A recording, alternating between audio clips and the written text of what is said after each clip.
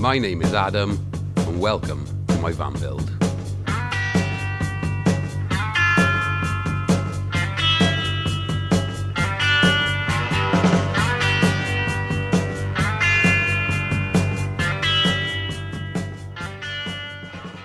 So this is my first ever van build. I've always wanted to do one, but forever hesitated on making a move. Then I saw a quote that said, "What would your 80-year-old self tell you to do?" That quote really stuck with me, and a few weeks later, I stumbled across this little beauty. A 2006 Ford Transit minibus, which is actually an old school bus, with only 34,000 miles on the clock and a perfect MOT history.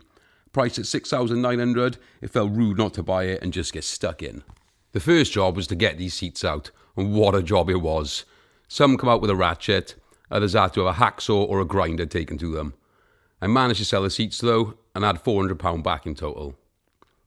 Next it was time to mark up the roof and take a jigsaw to it, so it would be ready for the fan to be installed and sealed in. Obviously I had to add the blacked out window tints to gangsterify it, fitted the campsite plug, and mounted the 285 watt solar panels to the roof. As it's a big van, a reverse camera was essential, as was the Alpine speaker upgrade for the tunes. Yeah boy.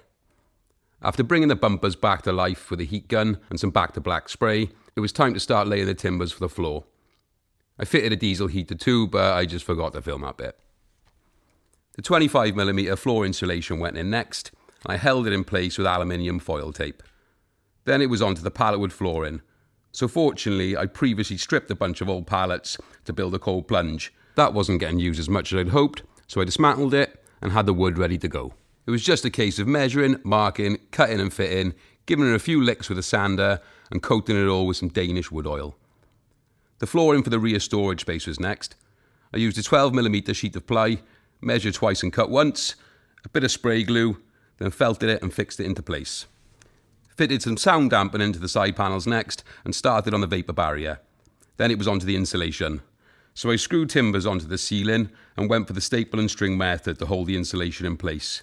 Not gonna lie, this shit is itchy as fuck, but it's worth it for the temperature regulation. For the ceiling, I chose to use shiplap and used a hole saw for the ceiling lights. I burnt back and oiled some wood for a nice effect and used this to cover up the upper side panels.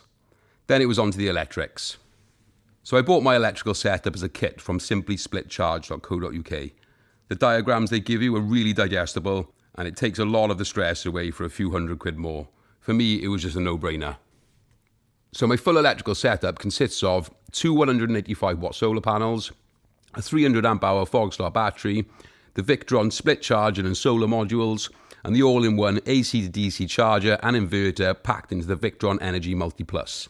I went a bit out there with the switchboard and flipped an old jewellery box to use as the main hub to control everything from. The bed was built using more stained timber and ply with some built-in storage for books and DVDs.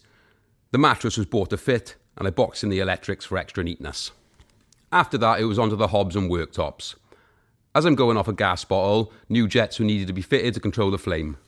Once the worktops were scribed and fitted into place, I went on to purchase some seat covers from Cult Surfing, installed a TV and boxed in the diesel heater. A few stickers and ivy were added for some extra vibes, as well as some desktop storage and a bread bin. Last but not least, the swivel base for the passenger seats were fitted, which really opened the van right out. So that is pretty much it. All in all, I put about 7,000 to 8,000 into this van, and I did 95% of the work myself. Other jobs I've done to look after the van include lano guarding the underneath and cleaning and respraying the wheel arches. This will be done annually in the future. Thanks for watching guys, and the plan going forward is to go full time in this van, so if you want to stay in touch with the adventures, then don't forget to like, follow and subscribe. There's a big world out there that I want to explore, and the joy is in the journey. Much love.